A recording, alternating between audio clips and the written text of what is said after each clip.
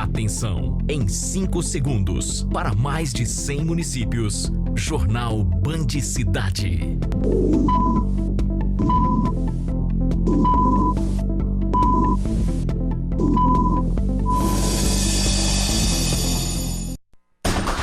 Começa julgamento do lavrador suspeito de matar professora em Comendador Gomes. O crime foi no dia 2 de novembro de 2008, um domingo de finados. A professora Márcia estava corrigindo provas quando recebeu um tiro no rosto disparado por uma arma calibre 20 pelo próprio marido. Produção brasileira de grãos pode bater recorde. A Conab mantém a expectativa de um novo recorde na safra, mesmo sendo esperado um fenômeno El Niño mais forte da história no planeta. E hoje é comemorado o Dia do Professor, o profissional que vive para educar. A partir de agora, no Band Cidade.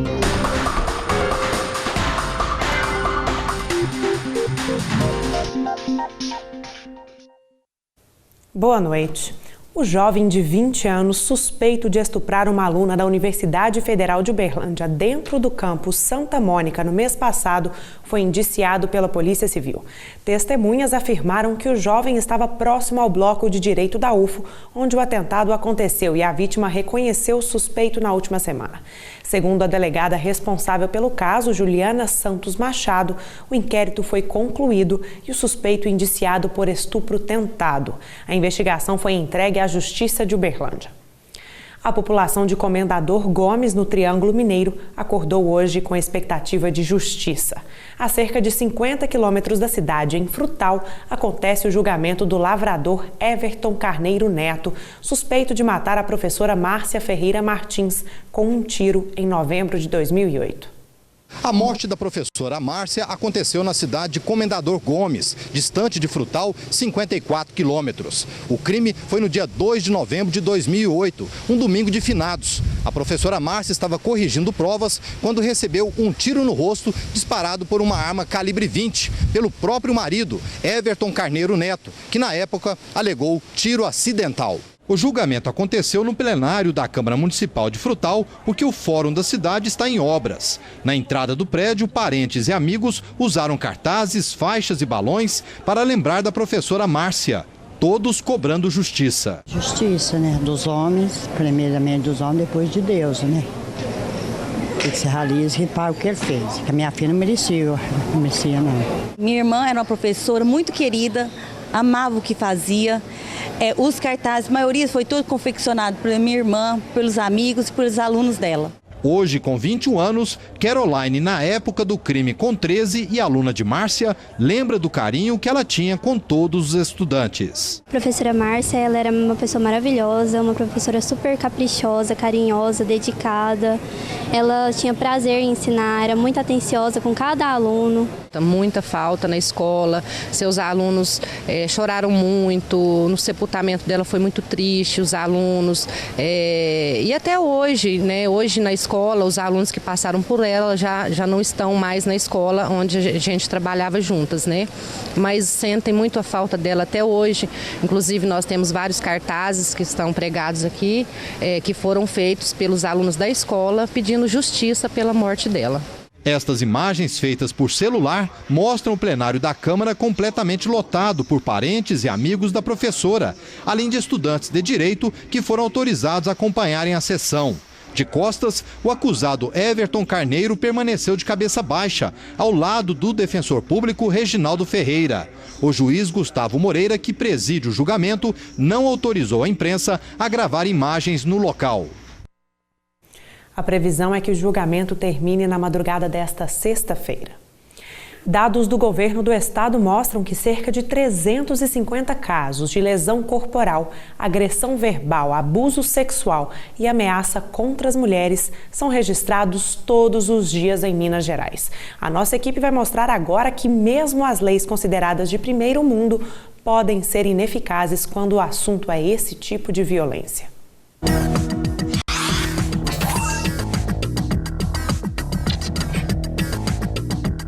É um sentimento que ultrapassa limites. Quando vira obsessão, as marcas são inevitáveis. Quem acreditou no amor, agora vive na sombra do medo. Meu esforço chegou ao extremo que eu não aguentava mais. Foi até o dia que a minha filha, de 6 anos, perguntou o que o pai dela estava fazendo. Ele, não, eu vou fumar. Ela pegou e falou assim, não, papai, eu sei que você está bolando um cigarro de maconha.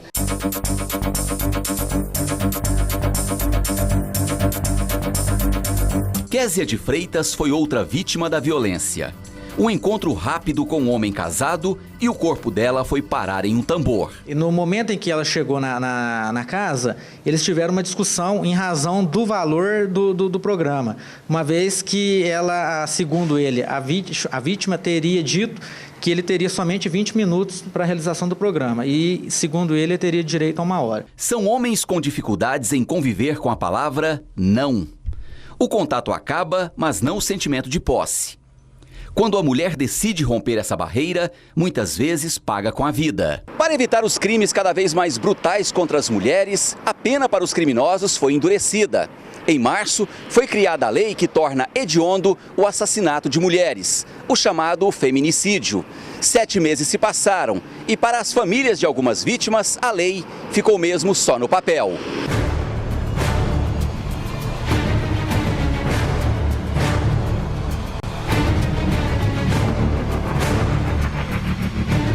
Foi o que aconteceu com Deiviane Melo. Em agosto, depois de um ponto final no casamento, ela foi assassinada. O ex-companheiro e principal suspeito conseguiu fugir. Ele pode estar escondido, ele não vai ficar escondido o resto da vida, ele vai aparecer e vai pagar pelo que fez. A vida da minha irmã não vai ficar em vão, não. Dona Helena espera por justiça há mais tempo. Em junho, a filha dela, Cláudia Aparecida, de 41 anos, foi morta a tiros quando dormia ao lado dos filhos. O suspeito é o ex-marido, José Cândido Rufino, que está foragido. É muita covardia, ele foi muito frio. Ele tinha que ter respeitado pelo menos meus netos. E mesmo depois de pedir um mandado de prisão, nesses casos, muitas vezes o criminoso foge. Então aí demanda outro trabalho da polícia de localização.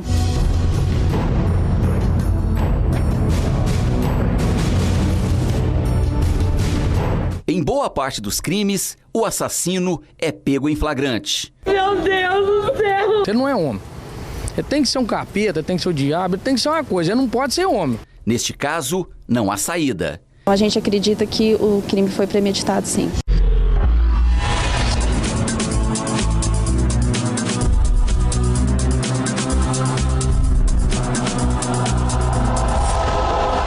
Este homem matou a mulher após o fim do relacionamento. Tá arrependido, Francisco Bartô? O que aconteceu lá? Perdeu a cabeça? E a cabeça. Dos 103 homicídios contabilizados em Uberlândia até o início de outubro, 12 vítimas eram mulheres. Isso significa 25% a menos do que o que foi registrado no mesmo período de 2014. Por mais que tenha queda, o número é alto, né? O crime de lesão corporal, a ameaça é alto. De homicídio, um homicídio que seja cometido é um número alto pela gravidade e pela barbaridade do crime. Aqueles crimes cometidos violência doméstica familiar são sempre crimes que chocam mais porque é de alguém que você tem laços afetivos, né?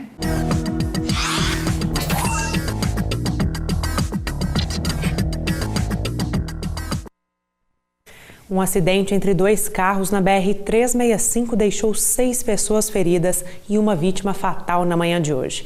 Segundo o Corpo de Bombeiros, um dos carros estava trafegando sentido Ituiutaba-Uberlândia, quando outro veículo que seguia sentido contrário fez uma ultrapassagem e os dois bateram de frente. O motorista de um dos carros morreu no local.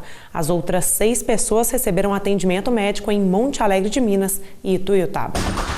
A seguir, o agronegócio. O levantamento da safra brasileira de grãos estima recorde de produção.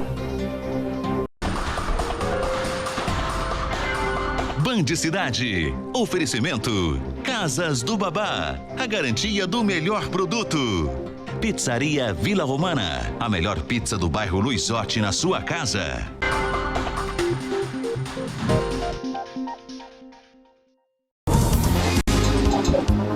Agronegócio. Oferecimento Café Evoluto. Tomar café é tudo de bom. O primeiro levantamento da safra brasileira de grãos 2015-2016 estima um novo recorde de produção. O resultado pode ultrapassar a marca de 213 milhões de toneladas. Pela estimativa da Conab, a colheita na safra 2015-2016 pode variar de 210 milhões e 300 mil a 213 milhões e 500 mil toneladas, um aumento de 0,2% a 1,7% sobre a safra 2014-2015, que chegou a 209 milhões e 800 mil toneladas. E o destaque nesse início de pesquisa é a soja, que pela primeira vez na história ultrapassa as 100 milhões de toneladas produzidas em nosso país. A produção de milho primeira safra, estimada entre 28 e 29 milhões de toneladas, teve redução entre 5,8% e 8,9% em comparação à safra 2014-2015. E a safra de trigo deve diminuir 5,9% em relação ao último levantamento. Mas a previsão de 6 milhões e 700 mil toneladas é 11,4% maior à da safra passada, que sofreu com os efeitos do excesso de chuvas, especialmente no Rio Grande do Sul. O clima, por sinal, terá uma atenção especial da Conab para a próxima safra. A Conab mantém a expectativa de um novo recorde na safra, mesmo sendo esperado um fenômeno El Niño mais forte da história no planeta. E a empresa explica por quê.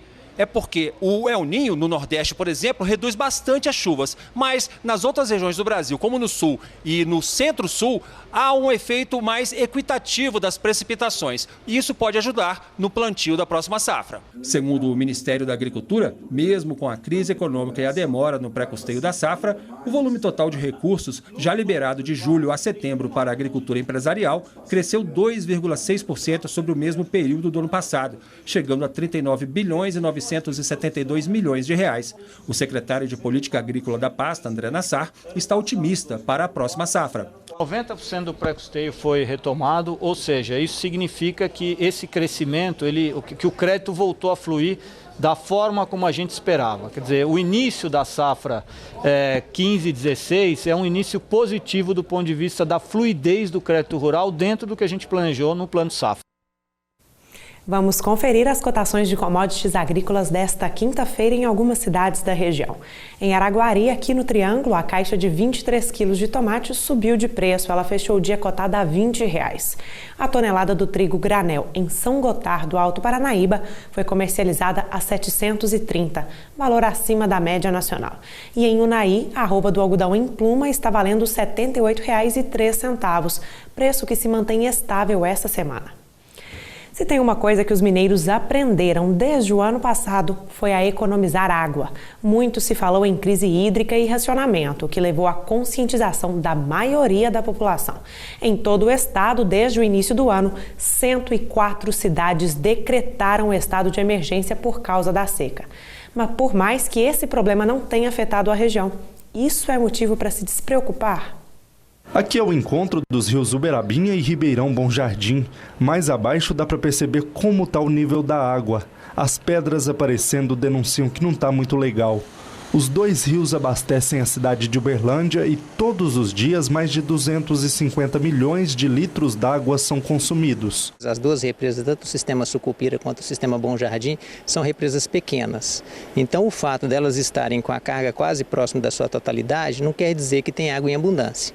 Nós estamos caminhando aí para o final de um período de estiagem, então nós estamos no momento mais crítico, onde a vazão de afluência, a vazão de água que chega nas nossas represas aqui tem uma importância muito grande.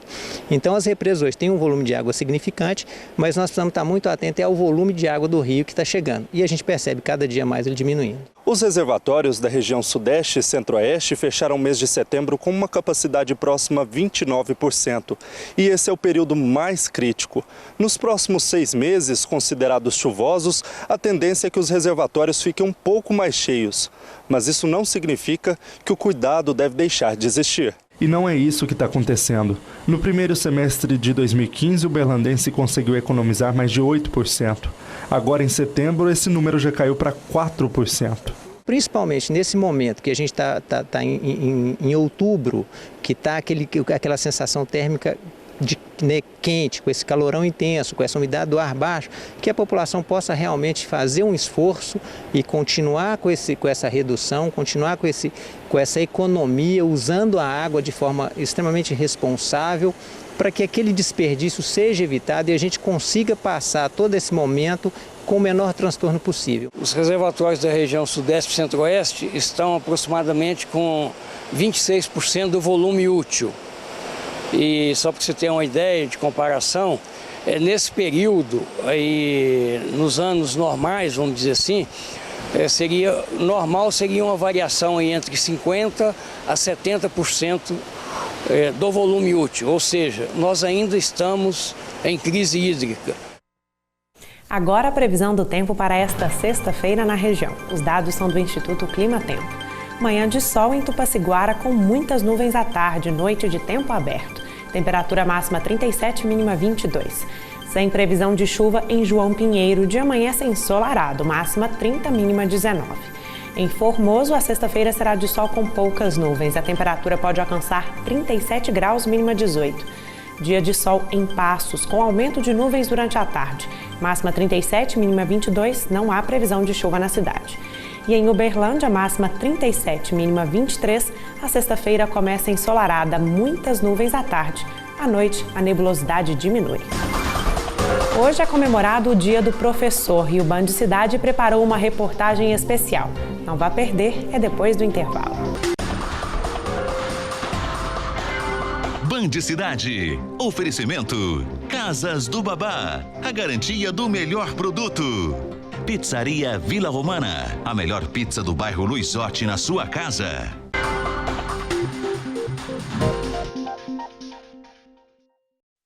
Hoje é comemorado o dia de um profissional que deve ser difícil não ter passado pela sua vida. Pode ser quando você começou a escrever seu nome ou aprendeu a fazer contas e até quando decidiu o que faria quando crescesse. Tem mães, pais, familiares que também podem se encaixar nessa categoria. Uma coisa é certa, a eles devemos muito, aos nossos professores. Hoje é o dia do professor e nós viemos até aqui o CEMEI, professora Maria Emerenciana Cardoso, para conhecer um pouco da rotina desse profissional que é essencial na vida de todos nós. Na entrada, o que mais impressiona é a perfeição e a variedade de flores do jardim. Olha só a pintura do prédio. Desde o lado de fora, o pessoal se preocupou com a acessibilidade, dá vontade de estudar na instituição. Frequentar a escola parece ser muito bom. O que não falta é a alegria estampada no rosto das crianças. Tudo muito certinho. Na hora de voltar para a sala de aula, fila indiana. E vale segurar no vestido para não se perder.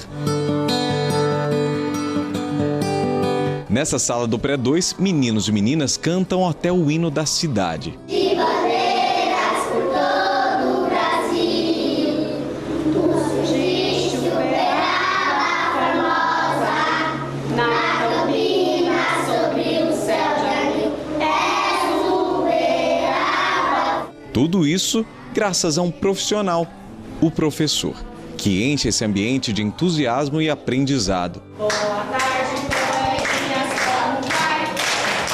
Nesse caso aqui, o desafio é da professora Carla, que leciona desde 94. A gente tem que estar se aperfeiçoando sempre, porque a cada dia eles pedem mais, né? Hoje com a internet, as crianças estão cada vez mais espertas, então elas têm o mundo num clique, né? Então a gente tem que estar antenado também.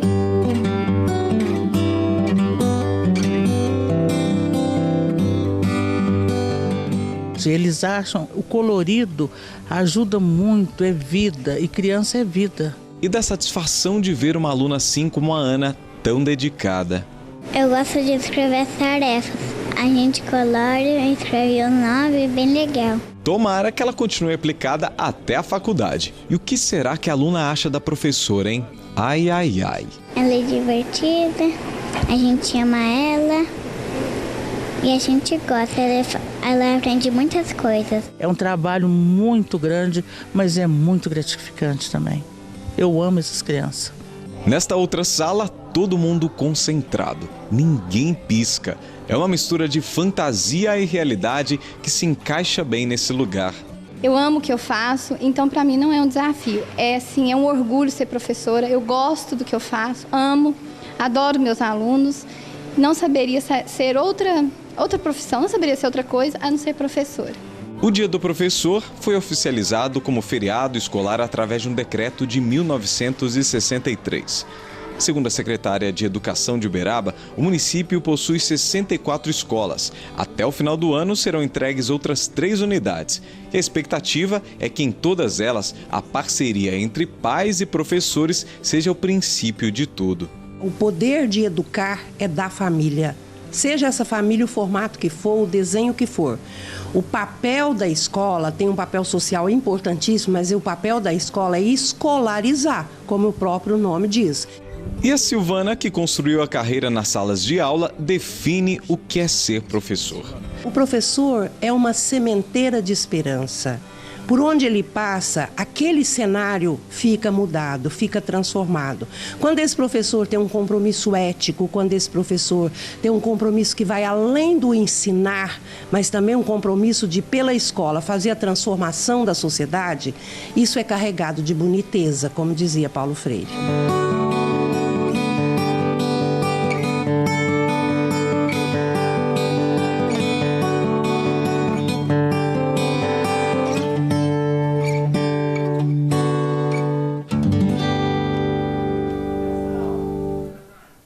Então, parabéns, a todos os professores e professoras, que vocês continuem educando e construindo cidadãos de bem.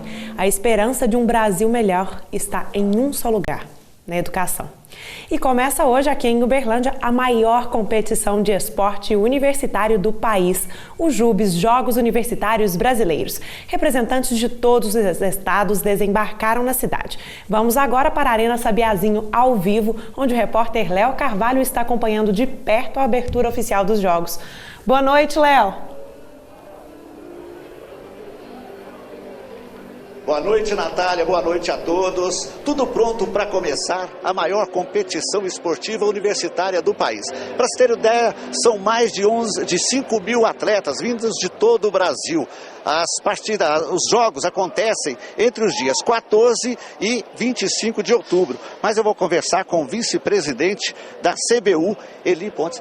Quer dizer, uma expectativa muito grande esse evento, quer dizer, já que nas outras edições foi um sucesso, né? Exatamente, estamos já aqui contagiando a cidade de Uberlândia para esse grande evento que é o JUBES 2015. Estamos aqui com mais de 4.200 atletas, no total são 5.500 pessoas dos 27 estados da federação que compõem esses grandes jogos. Vamos disputar até o dia 25 o título de campeão geral do esporte universitário brasileiro e os campeões. Uma coisa muito interessante também é que os campeões nacionais serão os representantes do Brasil nos Jogos Sul-Americanos que se realizam em Buenos Aires no próximo ano.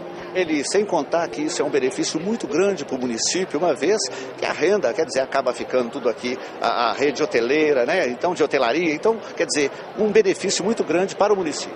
Com certeza, aqui estão sendo investidos diretamente pela CBDU 6 milhões de reais. Além disso, os impostos são gerados dentro do evento. Cada atleta, que a gente tem um estudo de comercial, na qual cada atleta gasta no mínimo R$500 durante a participação do evento. Então, eles são 5.500 pessoas, a R$500, você tem quase 5 milhões de reais, 6 milhões de reais também diretamente envolvido no comércio da cidade, em bares, restaurantes, comidas típicas da região, que é uma maravilha, né? Então a gente está aqui para fazer também render e gerar riquezas na cidade de Uberlândia. Sem contar essa interatividade entre os universitários, não é verdade? Com certeza, a interação é muito grande. Nós temos dentro da Unialgar um centro de convivência, onde todos os atletas se alimentam e fazem a alimentação, o almoço e o jantar, e também se confraternizam. Temos área de vivência, área de jogos, a área de entretenimento, que é todo feito na Unialgar. Tá certo, obrigado pelas informações. Natália, tá aí, tudo pronto. Inclusive tem um show do Lucas Lugo. É com você, Natália. Obrigada, Léo. E o Band Cidade fica por aqui. Uma ótima noite para você e até amanhã.